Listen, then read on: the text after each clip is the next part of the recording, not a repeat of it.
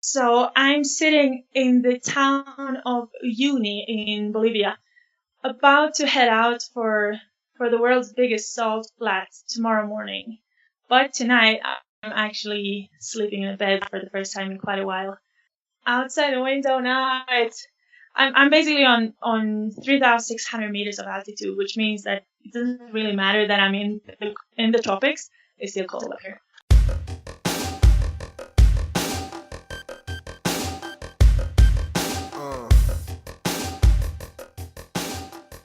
All right, welcome back to another episode of Lionheart Radio. I'm your host, Rick Alexander, founder of Lou Aviv in San Diego, California. And today I am joined by Fredrika Ek, who is on a solo bike expedition around the globe.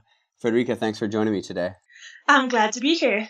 Thanks for having me. So I know that it took us a little while to connect because you're traveling around the world on your bike, so it doesn't make it super easy to always have access to technology. And right now you're in Bolivia, is that true? That's correct. I've been way up in the Andes now for the last couple of months, basically. So internet connection is not really the best up here. But yeah, now I'm having a couple of days rest here in Bolivia, so managed to find some decent Wi-Fi. So you're up in the Andes. There must be a ton of climbing, huh? Yeah, at the moment I'm in the town of Uyuni, which is on approximately 3,600 meters or so. So. And just the fact that I've actually come down to here says a lot, I think. I was looking on your website on the bikeramble.com, and it was talking about some of the stats, and it said that the climb was like equivalent to 30 Mount Everest. Is that accurate? Probably since that was updated, I've been doing a couple more Everests, I guess. But, okay.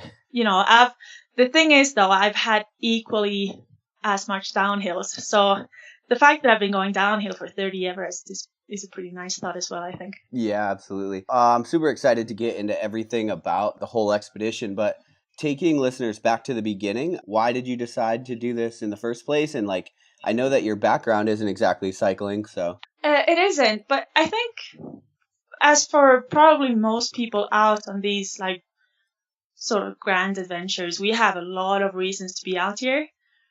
For me, myself, it's some sort of crazy combination with just this big urge for adventure to challenge myself and just a massive, sometimes maybe unhealthy dose of curiosity of the world around me. I want to explore everything from nature to cultures to just also this is a big journey within myself in a way. And I come from a sports background, not cycling. I've mostly been playing tennis as I was growing up on a reasonable high level. And at the age of 19 is basically where my whole life took a big turn. I had a wrist injury, which basically, to cut a long story short, had me quit my tennis on a high level.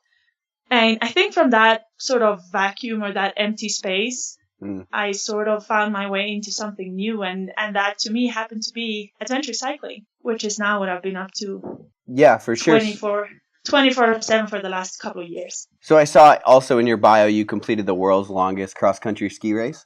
Yeah, I mean, I am Swedish after all, and it's sort of, if you haven't, you're not really. Oh, really? Yeah. Yeah. Okay. It's this it's pretty cool, a 90 kilometer cross country skiing race just in the forests of Sweden, and it's sort of like a thing that my family or parts of my family sort of does every year, and at least once I've crossed the finish line as well. So when you got the motivation to leave on this expedition, I mean, it must have taken a ton of planning and training, and I kind of want to know about the prep work that you had to do. I know you had to pay for it, a lot must have gone involved, or did you kind of just get on your bike and leave? Of course, I did a lot of prep work, but I probably a lot less than people would actually think. Did you train the main a lot? thing, I'm always active, so I'm always training. And back home, one of the 3 jobs I had my last year was as a tennis coach. So, I mean, I was working with exercising and just like with the rest of my story, I didn't necessarily do that much cycling before heading off, but I've always stayed active. And probably my main focus preparation wise was simply working to save up cash to travel with. Oh, okay. So you And self-finance the whole thing? yeah, I do have some great sponsors when it comes to gear, but I'm funding the whole trip. So, and to be able to go without income basically for 3 years requires a bit of a budget. So Yeah, I did definitely. work a lot, but I sort of tried to keep my practical preparations to a minimum. And for that, now looking back at it, I'm actually really grateful that I made that decision and instead spent those last times at home with my family, with my friends that I now haven't seen for a couple of years. Oh, okay. Yeah, that's what I was going to ask. How long have you been on the road doing this? I started on the 8th of March 2015, so that's a little more than 2 years now, which in practice it feels like a couple of lifetimes probably. Oh, I'm sure. How much complete are you with the trip? The aim right now is to be home for Christmas this year. And that's complete? Like you'll be done with it by Christmas? That's the goal? That's the goal, yes. The whole project that I set out to do was to ride around the world in 1,000 days. And my day 1,000 is on the 3rd of December this year. So we'll see what happens, but that's still the goal. So you're still going to try to make it by then. What did your parents think when you told them you wanted to bike around the world? I have great parents. And the funny thing is that they were extremely supportive of this trip when I first presented the idea of what I wanted to do. And they were great about it all up until I actually got the bike. And I think they realized oh, she's doing it. Yeah. So I think, I mean, their parents, they're going to worry. They still worry. But I think now they've always been supportive, but I think now they're a lot calmer with it. And maybe in a while, I think they're almost getting to the point where they actually think this is a good idea.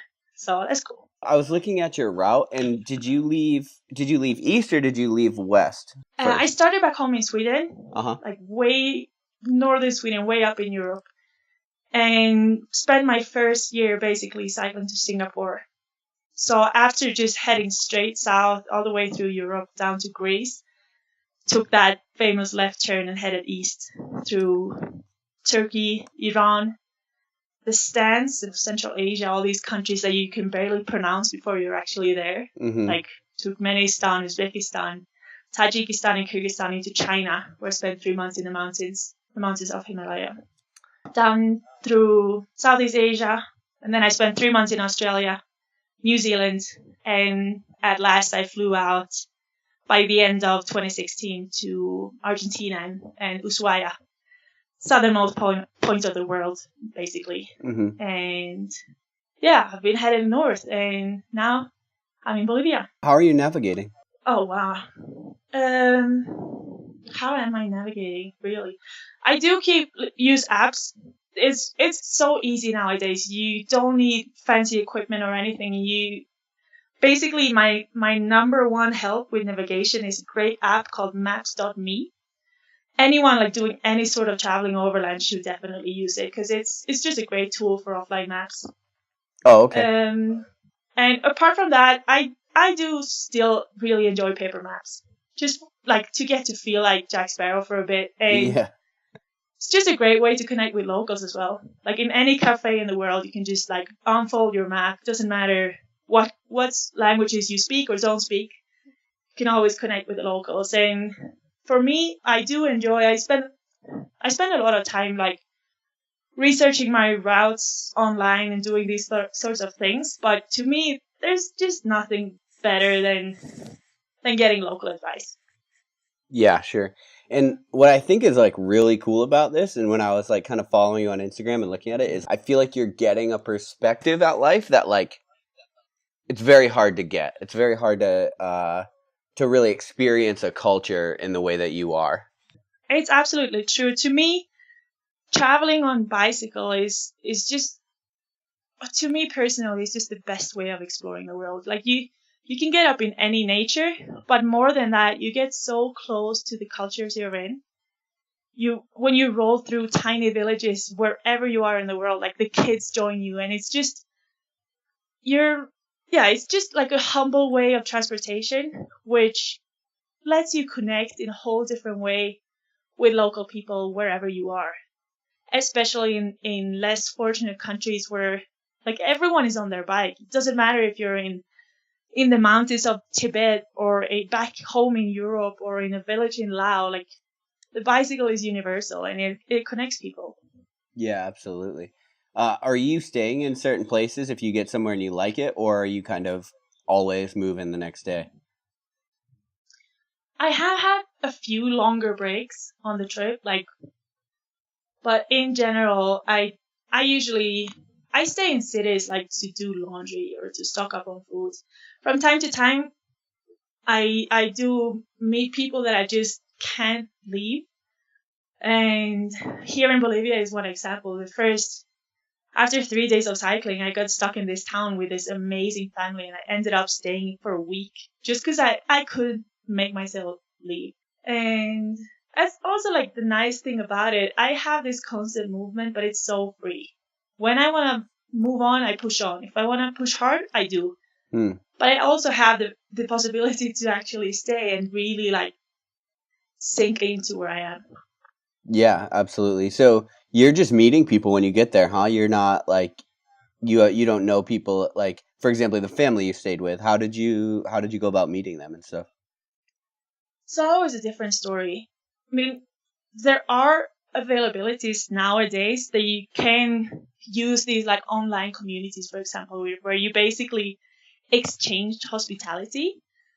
And then, for me personally, I just love the purity of bumping into people and just like, I don't know, there's this magic about like stepping over a threshold without knowing who or what or when or how things are going to unfold. Mm-hmm. And to me, 2 years in, like all those moments and all those encounters, those are the big adventure of this. What you see on Instagram, for example, are these amazing views of mountains or deserts or whatever, which is great, and I love it all.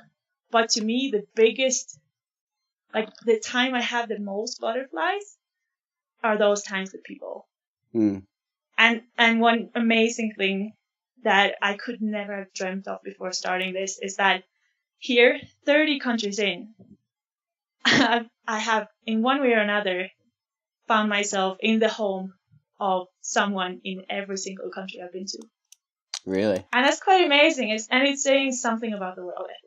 Yeah, absolutely. And honestly, it's kind of a refreshing view on the world because now, and I'm not sure if you know it because maybe you're a little bit sheltered from it. Well, obviously you know it, but you're a little bit sheltered from it. But the world today is through a computer screen. I mean, it's very rare to have very like personal connection. So it's cool that you kind of still you're getting that in a way that a lot of people just aren't getting anymore. Yeah. And I'm just so deeply grateful for just that. I mean, I'm the same way. When I'm home, I'm stuck to the screens just as Right. just as much as everyone else. But out here, you're like whether you want it or not, you're in reality, and it's amazing. And it's pretty interesting because as you say, I'm pretty sheltered, or I'm living in a bubble. Because Mm. where I am here 100%, and I can't escape whether I want it or not. Which means that on one hand, I'm sort of less connected to what's going on in the world than ever before.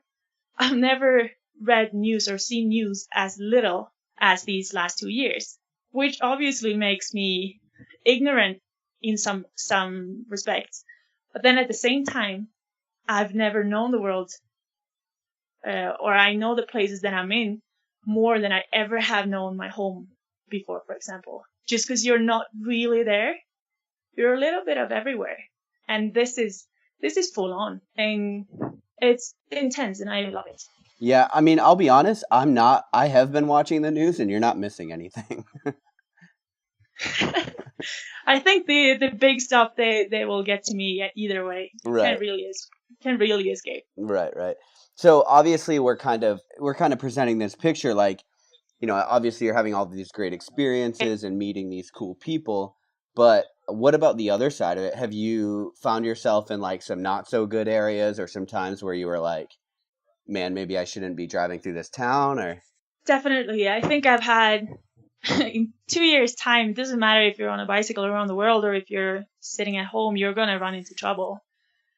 Sure. The thing that's different for me is that like the risks I'm taking or the trouble I get myself into is different from what we're used to. And that, I think, for the first time you're in a situation is crazy. But I do have more experience now, and I do have a way bigger trust in myself and just a big trust to my own gut feeling and all those things. So I do run into trouble, of course, whether it's, getting a mechanical while you're in the middle of a storm or when the traffic gets too intense at times. That's probably my number one thing that you sort of forget about that because mostly I get asked, about crazy encounters with people that want me, that have bad intentions, for example, or Right. those sort of things that my parents at home or anyone would sort of go to first. When in reality, if there's something that I need to keep my respect high for, is the traffic, and never really get comfortable with that. So it's different, but I've probably had a bit of everything, and it really depends on where you are, what sort of trouble or what sort of challenges you face. Me traveling as a solo woman, for example, in certain countries or certain cultures, I will have trouble or challenges that I wouldn't have to deal with if I was going as a man or with a man, for example. Mm-hmm. Can you describe any of those challenges that you've actually experienced, like a real example? Yeah, like an obvious one is cycling through Iran, for example. Mm-hmm. It's really complex because Iran is one of my absolute favorite countries on this trip. I've never in my life met as much friendliness and as much good as I did in Iran. But the other side of the coin, and the reason why we have this like really messed up view of the country Iran in the Western world, is the government or the dictatorship Iran, which in practice forces women. Doesn't matter if you're a Muslim or a Christian or a tourist or a Swedish girl on a bicycle, you have to follow the Persian version of what would you call it in English? Like the Islamistic dress code for women. Right. Which means that in July of 2015, I was cycling it like it's dead drop hot summer, 40 degrees, and I'm still wearing, the hijab, the fully dressed clothing during Ramadan, so you're not allowed to drink or eat publicly. It's all these things. And I don't know how many times I was stopped by the police in Iran just for basically showing off too much skin at times. And that could be, pulling up the sleeve of my shirt 10 centimeters or something like my wrist just because it was too hot. Oh, wow. And that's a very, extreme and obvious example. Mm-hmm. But I think more than getting into trouble because I'm a girl or because I'm traveling as a solo woman, I get experiences and possibilities that I could probably never even dream of if I was going in any other constellation. Just with the whole, meeting people, as we talked about earlier, or, getting invited into people's homes or getting invited into people's lives for a bit. Yeah, it's not going to work if I pose as a threat to someone. Right. And coming in, a solo girl on a bicycle, I'm not a threat to anyone. It doesn't matter if, there's just a wife at home with a child or whatever. I'm immediately trusted. And that is my strongest card when it comes to connection with people. So I'm happy to, at times pay a price for it because I do get a lot for it as well. That's kind of interesting. That's the aspect I really didn't think about. I thought about the preparation. I thought about maybe the gear you would have to bring, but I didn't really think about the fact that you have to be really aware of the customs and the traditions of the places that you're going through in order to essentially have a safe passage or do it properly. Yeah, and I think I before countries or when I know I'm going to have a swap in cultures, I do try and, ask around a bit or Google away for a while just to see what I can do to blend in smoothly. Mm-hmm. But, it's never really going to work because I'm making so many mistakes, whether it's about language and you try and say something or you end up calling someone a prostitute. Or Iran is like, it's always funny examples from there because generally when I'm on the road and, for example, I get passed by a truck, someone gives me a lot of space and then, makes a nice passing. Usually I give them thanks by a thumbs up. And it took me 2 weeks in Iran before someone actually told me that the thumbs up is really the middle finger there. So when I was trying to give my thanks, what I was doing was like just, expressing this massive road rage to all the truck drivers passing me.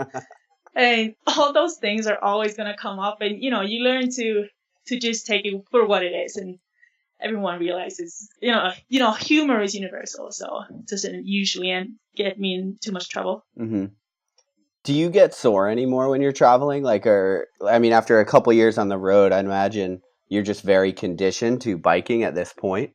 Do you ever wake up and just like really sore? Is that kind of past now?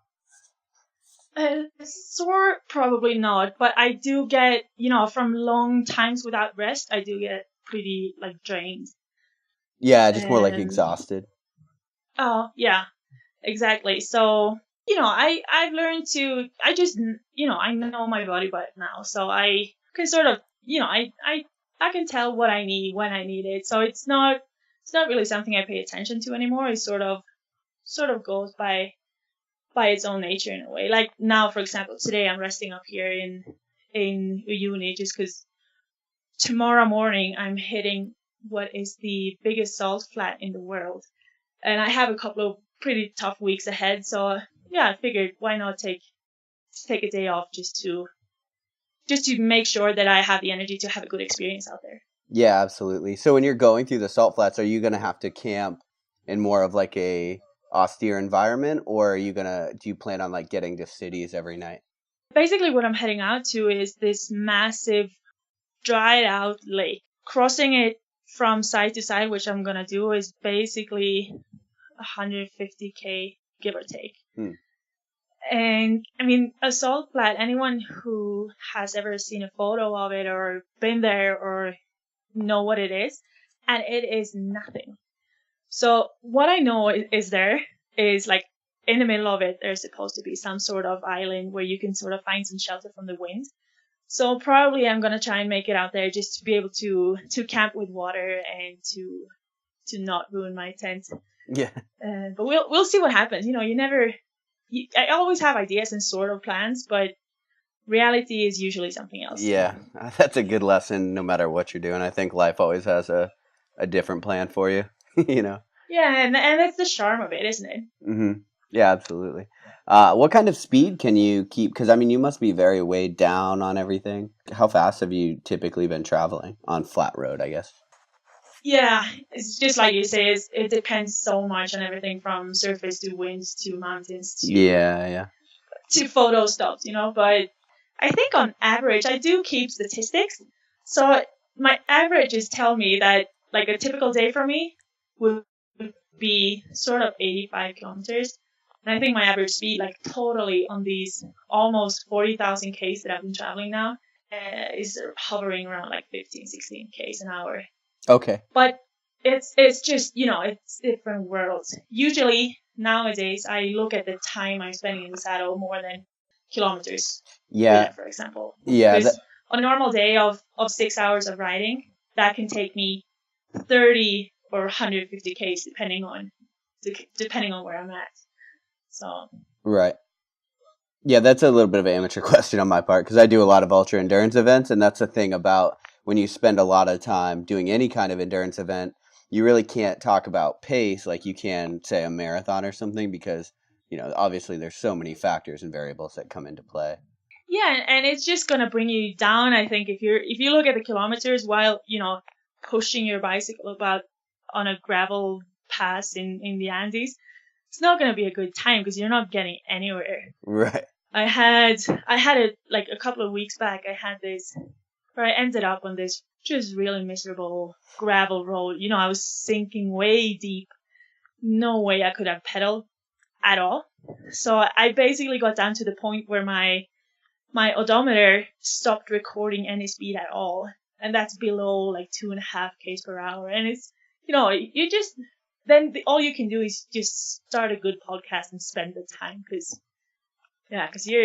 it's the only thing you can do really. Right. Yeah, sure. That is something about your journey too, is obviously you have this goal, which is to make it around the world, but you almost can't focus on the goal. You just have to be so entrenched in the moment and so focused on the journey, because it is such a long process that I think you would make yourself miserable if you were like focusing on like getting it done. Absolutely. Like back on that road, if I was thinking, how I was going to make my way home to Sweden, Mm-hmm. I would, you would just lay down on your back and go to sleep basically. Yeah. So that is pretty interesting, or a cool thing I think about the mind that I've been doing this now for 2 years, 30 countries on 4 continents, whatever. Doesn't matter how much I've done before or how much I still have ahead. I'm always, just going to the next corner or not going for the next 10Ks or until this song ends, Mm-hmm. or, Right. my big goal is always the next city and nothing else. So, and that's useful. I think I personally would go crazy if I didn't work like that. Yeah, absolutely. I think whenever you do finish, it's going to be kind of hard to go back to society where everybody's very fast paced and looking at their phones and, very right now.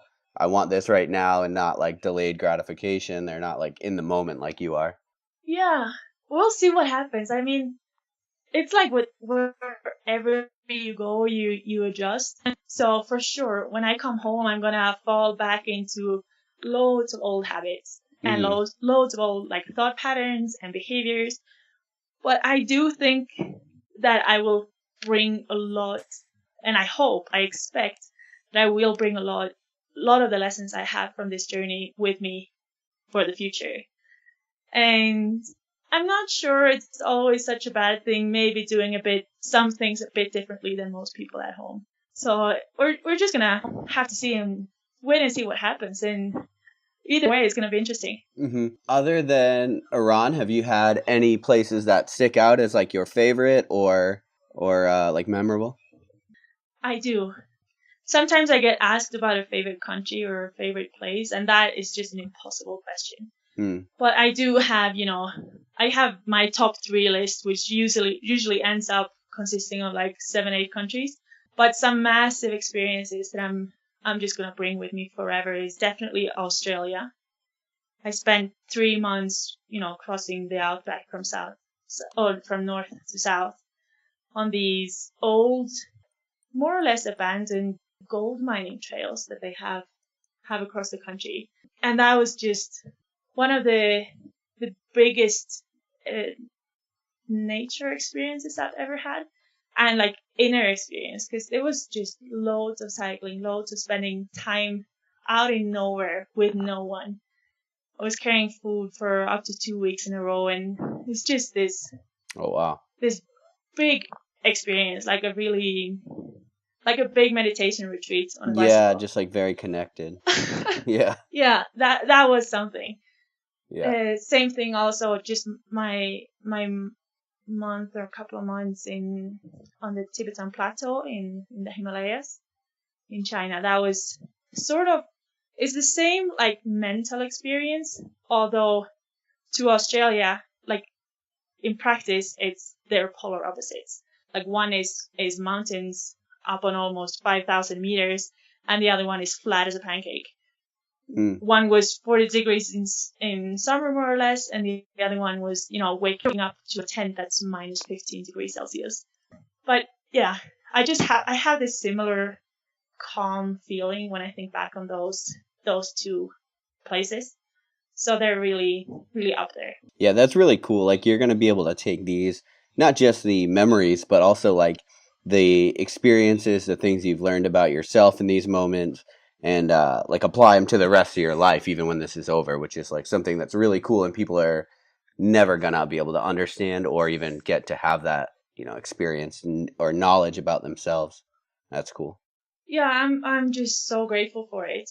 And one thing that that now is really great for me personally is that when I set out on this journey, to me, it was, the start of my big adventure, my life's adventure. And now, headed home, I feel like I'm finishing up my first adventure. It's huge, and it might be the biggest one I will ever do, but it sure is the first. Yeah. So I really feel like I've been growing so much on so many levels doing this. And I wouldn't be able to just drop this and, move on and have this as a memory. In one way or another now, this onwards is going to be part of my life. We'll see for how long I'm only going to do these things or how I combine it with other things, but it doesn't really matter, but it is here and it's going to stay with me. Yeah. I was going to save that question kind of for the end, but it's a good segue. Like, do you have any idea about like what's next or adventure, or do you think back to more of the normal life? Have you even thought about it? Yeah, I have all those thousands of hours in the saddle. I do have a lot of time to think. Right. Sometimes a bit too much. Mm-hmm. And I already since way back in New Zealand, which is like 6 months ago now, I do have my next adventure planned. Oh, you do? Or I have it decided, or I'm not sure what would be the best word for it in English, but I have loads of ideas. Yeah. And now also I have something in practice, which is like, it's a cool thing because it doesn't just feel like I'm cycling home to the end, but it's also, I will come home, spend Christmas, relax, celebrate, do all those things. But then I also quite quickly have a new beginning, like new preparations to make. Mm. So in as early as May 2018, I'm heading off for the next big one. Do you want to share what that is, or do you want to keep that a secret for now? It's going to be something big, and it's going to be something really different from what I'm doing now. Because you're getting me with a cliffhanger. But yeah, I am going to keep it until I come home. Okay, fair enough. So I have a lot of questions. As soon as I told people, hey, I'm interviewing this girl that's riding her bike around the world, like everybody's like, wait, what? And they had a million questions. So I'm trying not to jump around too much, but there's definitely so many things I think people want to know about the journey. Have you had trouble getting into countries? Probably the time with the toughest bureaucracy was back in Central Asia. And also, getting a visa for China is not really an easy task. Yeah, China's the one I was wondering about. Yeah, China was a challenge because if you let them know that you're on a bicycle, you're not getting it. Really? So, yeah, but it's fine. Like, as you have your visa, you're more than welcome to show up at the border with a bicycle. But just from the bureaucracy process, you're done. Right. Same thing back in Central Asia. It's a lot of weird stuff going on at borders. And I've had a few times where I've spent really a lot of time getting into countries, but I don't really think that I've ever been close to actually not getting in. Oh, okay. And then, so I know there's a charity aspect to this. Would you want to talk about that a little bit? Absolutely. I do run it's a distance-based fundraiser. I'm running for an organization called ActionAid, which they're basically working with securing the most fundamental basic human rights for women and girls around the world. And basically when I had this idea and I started this project for myself because I wanted to have this great experience and I wanted to head out for adventure. Mm-hmm. But quite rapidly, as I progressed in my planning and realized, like, hey, I'm going to be doing this for 2.5, almost 3 years. Like this immensely egoistic project just for myself. And I realized, like, for me to feel good about this and for me to keep my motivation for all this time, I need to have something more. And I need to do something during these years that actually means something to someone else than myself. Mm-hmm. And I have the work of action has always been like really close to my heart, just because I'm a woman myself, and I come from a country like one of the most equal countries in the world, but we still struggle. And then you see what's going on outside of our bubble, back up in Scandinavia, Mhm. is a whole different story. So basically, how the fundraiser works is that a bunch of people, a bunch of companies have signed up or committed themselves to donate a few cents or a dollar or whatever for every 10 kilometers that I'm riding. Which means that as long as I'm cycling, as long as I keep pushing, more funds are going to come into this organization and the work that they're doing. And it's been going great, actually. So far, already a year before I'm home, we have like within the organization, like actual donated funds, bit over 40,000 euros, which I'm not sure exactly what that would mean in dollars, but it's a fair chunk of money. Yeah, absolutely. I would And take a stab at it, but I'd probably be wrong. yeah, I was gonna do the same thing, but then I just changed my mind because I Yeah. was gonna mess up probably. Yeah. But yeah, it's just I started this for me, and I had that fundraiser sort of as this side thing, nice thing, in addition to the trip. Now 2 years into this, I still enjoy doing this more than anything in the world. But in a way, I've sort of had my views already. And more than anything, spending these 2 years out on the road have been an eye opener bigger than I could ever have expected. It's just as beautiful as the world is, it's cruel. It's horrible. Hmm. And we're a lucky few that are born into societies or into places. Me, for example, I could without batting an eye, I could head out to fulfill this big dream. Right.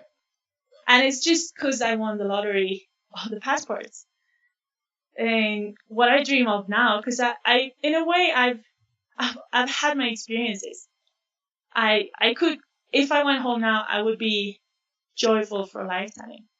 What I dream of now is, having more girls, having more women, or more people of this world that haven't been as lucky as I have, also get the opportunity to have their dreams and to go for them. And that is motivation good as any on any rainy day. Yeah, for sure. That's really cool. I think there's a lot of people that have very like altruistic notions and they like really want to help the world. Truthfully, I think wherever the motivation started isn't very important. I think it's really cool that you figure out a way to pair, this experience that you wanted to have with a way to essentially give similar experiences to other girls, like you said, that just didn't win the passport lottery. That's very cool. Yeah, and for myself personally, you know how things can really get to you when you read about it in a paper or watch it on TV. But when you're experiencing something, it's on a different level. So going through many of the countries that I've traveled through now are the very places, and I've met the very people that this money is for. Or I've met these women that can't vote, that can't leave their house, they cannot, choose their husband, or you meet girls in Southeast Asia that are never gonna, hold a pencil in their life. Wow, that's And crazy to think it's about. just, actually seeing it, actually being there, and even, being invited to these people's homes. The people that seem to have absolutely nothing, that still invite this, sweaty stranger for whatever reason into their house to share their bread, to share their time, to play with the kids and all those things. It's just, you can't not get knocked out by it.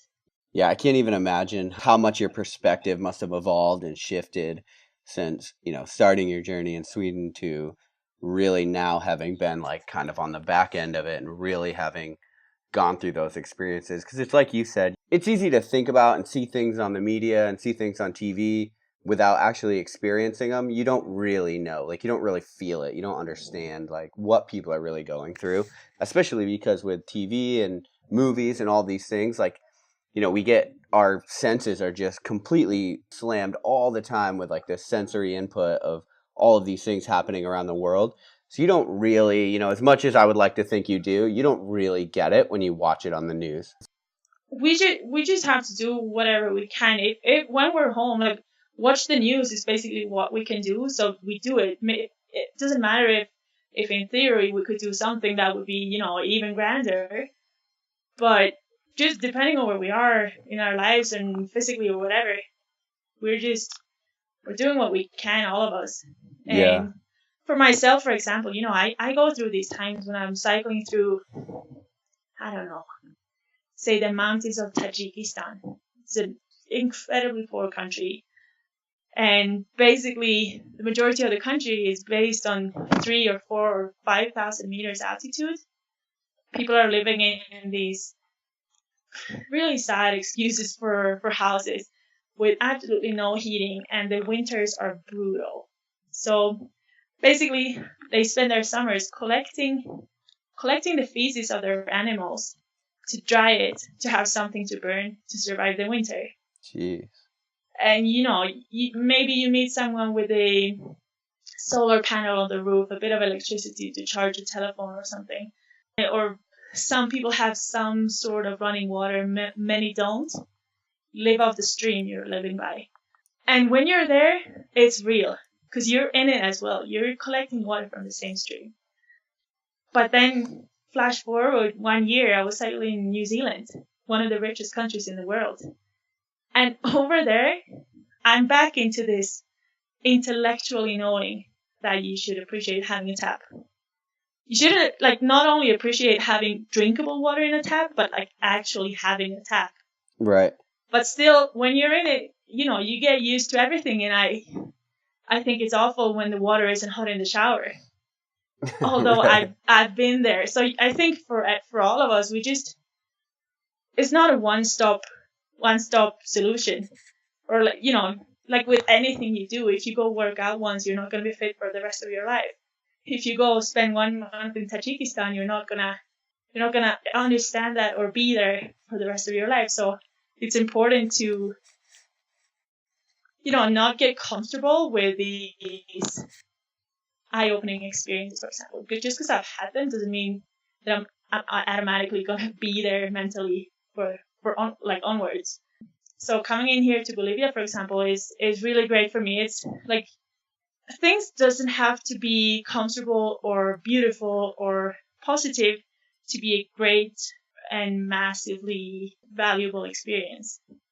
Yeah, I wanted to say, I'm looking at your route right now, and it looks like you're going to head up through South and Central America onto the United States. The route you're looking at was the exact plan up until 2 months ago. Oh, okay. So I've always made plans, just like I said, and I've changed them a lot. Although now, lately, I've made the biggest swap or biggest turn that this trip is probably ever going to make. So I'm going to keep going until Colombia, the northernmost country of South America, and from there catch a flight out to West Africa. Ooh.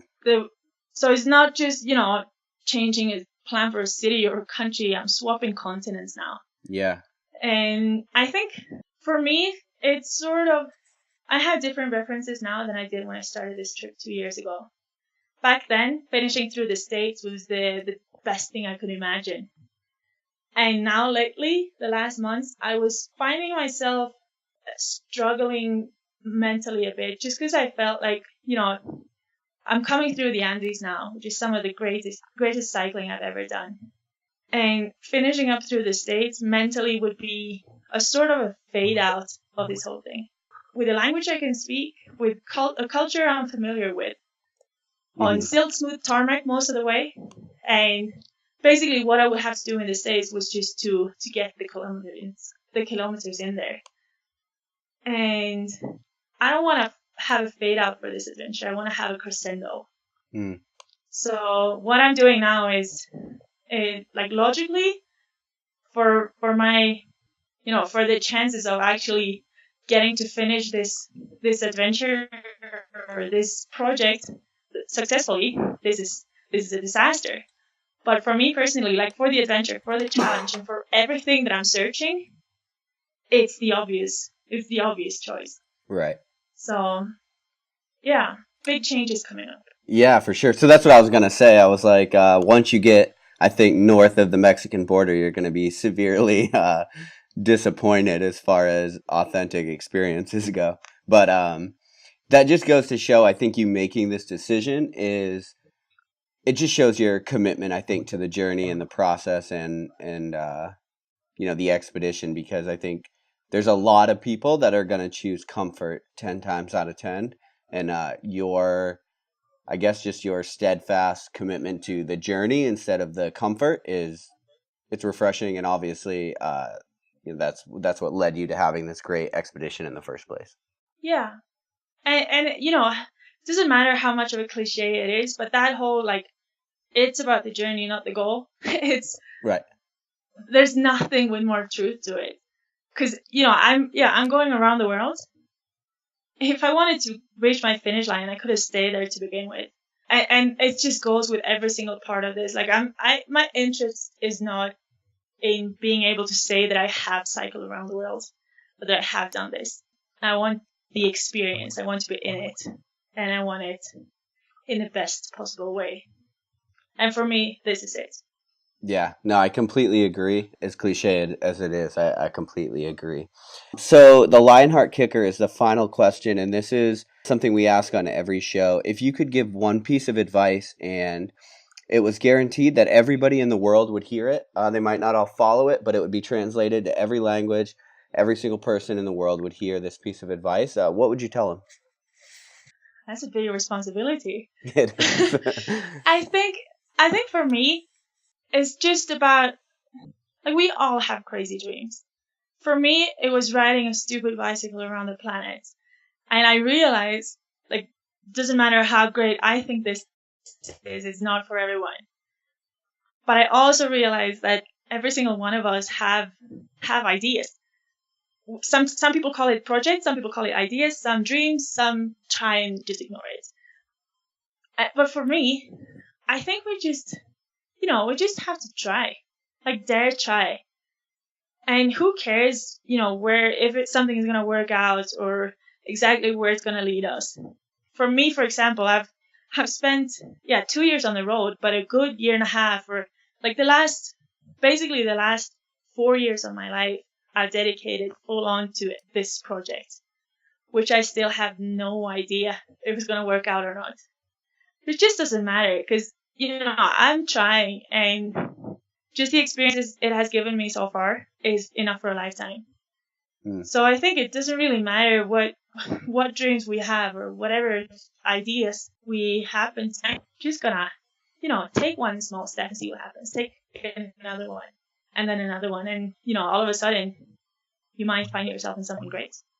Yeah, absolutely. So people that are listening this and that have or are listening to this and have been intrigued by your journey and want to support what you're doing, how can they follow along and do that?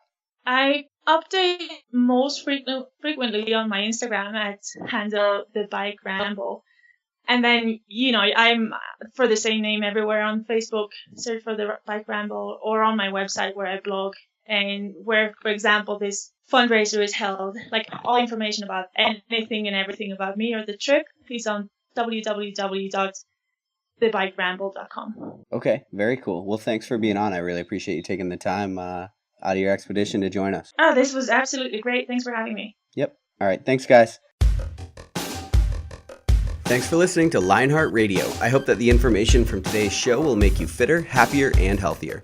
For the show notes of this episode and every episode, head to www.lionheartrad.io. Yep, just like Lionheart Radio. And please, if you have the time, head over to iTunes and give us a 5-star rating. It really helps us to know that we're on the right track in delivering you reliable information and value. As always, feedback is welcomed. If you have any comments on the show or would like to suggest a guest, send me an email at rick@luavive.com. That's LUAVIVE.com. Thanks for your support, and we will see you next time. Bitch, I feel good. Don't I look stupendous? My shine is so endless, and shit you can do to end this.